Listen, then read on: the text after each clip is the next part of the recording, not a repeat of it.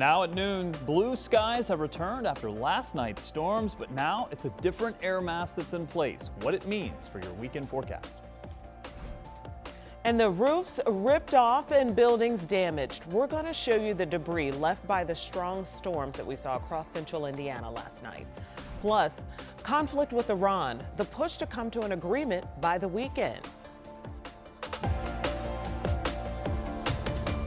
Already this Friday, we are getting a better look at the damage from last night's strong storms. The Greenwood Bible Baptist Church's roof was torn off. This morning, our crews were there and the pastor was assessing the damage. So this is just one of the places where people are picking up debris and figuring out really what's next. I'm Felicia Lawrence alongside meteorologist Rob Ellis. It was certainly a rough night. Yeah, lots of sirens going off for many locations, tornado warnings. Right now, we do have National Weather Service offices saying they're going to go out and survey a couple of areas. But let me show you the storms from last night and what it means for our forecast for this weekend, because it does mean some changes.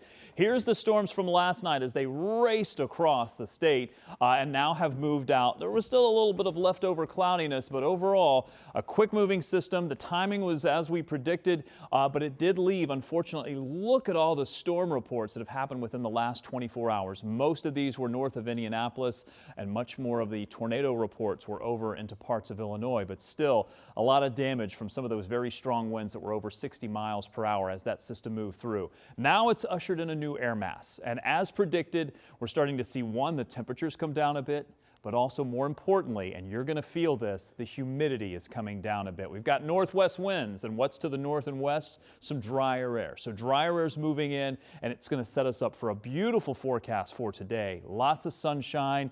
Temperatures will start to warm up. They should get to near or maybe just a little bit above 80, but the humidity is so much lower. This is going to feel fantastic for the afternoon today with a high temperature of around 80, maybe 82 or 83 degrees. Very nice forecast for today. It looks like we're going to keep this low humidity in place for a while. Clear skies for tonight, 61 for tonight. Now looking ahead, we may start tomorrow near 60, but we do have a chance that we could see some rain return to our forecast, and it includes this weekend. It's not necessarily in most of your Saturday forecasts. I've got a lot more to talk about in the weekend forecast, including that chance for rain and when it arrives coming up. Thanks a lot, Rob. We'll check back in. And we're taking a look at the damage in Johnson County during the day. The storms packed a big punch, as Rob just mentioned. Today, people are beginning to pick up the damage. Also last night, we spoke to a man whose home was hit by the storm in Johnson County. He described what he heard as the storm ripped through the area. And then it got real loud in my backyard, and then it got really, really loud for about 10, 12 seconds. And then I heard that crash come through the window. And this homeowner told us that he was going to wait until today to start really assessing the damage. He also told us that he plans to go to the insurance office today to get the process rolling on repairs and cleaning up the damage. And in Delaware County, people are cleaning up there. The city of Muncie tells us that multiple streets are blocked or closed due to the storm damage. So we have some pictures the city of Muncie sent to 13 News. This is the Parks building that heavily damaged. That is heavily damaged, and you can see the roof torn off and sides of the building are bent. And check out this storm-related apartment fire in Morgan County. So these pictures here from Madison Township Fire. Crews worked to put out the fire at an apartment complex on East Orchard Road. Madison Township says the storms knocked down a tree limb that brought down power lines onto the roof. The damaged utility pole and damaged roof sparked the fire. And the large storm covered multiple counties all over the states, and really multiple states, but the northwestern part of Indiana, the region, really got hit with storms. So check out the picture here. This was posted by the Porter County Sheriff's Office, and it's of an apparent tornado. Look at the twister there. So we're working to learn what storm assessors say about the size of this twister. And the city of Hobart is dealing with power outages and down power lines today. So if you check out these pictures from the fire department there, crews are cleaning up the damage and warning people to stay away from down power lines. Always treat them as if they are active. And today, police are investigating after a person was hit and killed by a train on the city's southwest side. It happened early this morning around 4 a.m. near Rockville Avenue and Robton Street. The victim was pronounced dead at the scene. Also this morning, crews are working to learn what started an apartment fire in Speedway. It happened just off 35th Street. IFD and Pike Fire both helped get it under control. It took less than 10 minutes for crews to put the fire out. Also in our news today, Governor Braun is talking with other GOP state leaders. He's moderating an executive table, a round table, at the Republican Governors Association quarterly meeting. The discussion focuses on how Republican governors and the private sector are creating energy abundance. It was a two-day meeting in Nashville, Tennessee, and it wraps up today.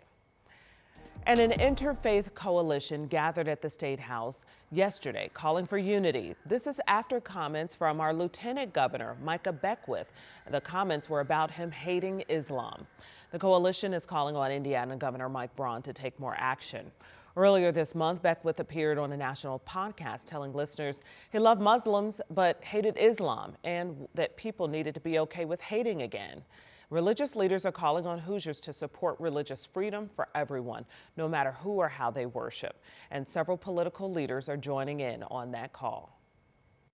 If we start saying it's okay to start hating the Muslim or the Jew or the Hindu or any other faith, then pretty soon we start to say, oh, you know what, you're not the right flavor of Christianity, and it's okay to hate you too. We will not let the hatred of anyone define us or divide us. Organizers of that gathering are hoping that more Hoosiers will reach out to the governor on this issue. An Indiana congressman is leading a national push to strengthen missing child alerts. This is following the death of Fishers teen Haley Busby, who was found dead in Ohio after she disappeared from her home earlier this year.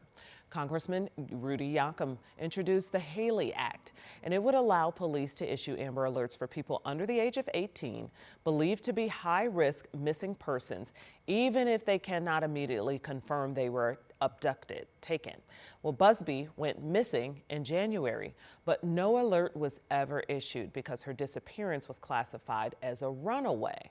Under current law, alerts only go out when they confirm a child is in immediate danger. Busby's dad responded on social media saying in part, the Haley Act seeks to modernize our response to high-risk missing children and ensure cries for help are amplified, not neglected or silenced. All right, do you have plans this weekend? Of course you do. It's the weekend, you have plans. And if you don't, make some because the forecast looks great.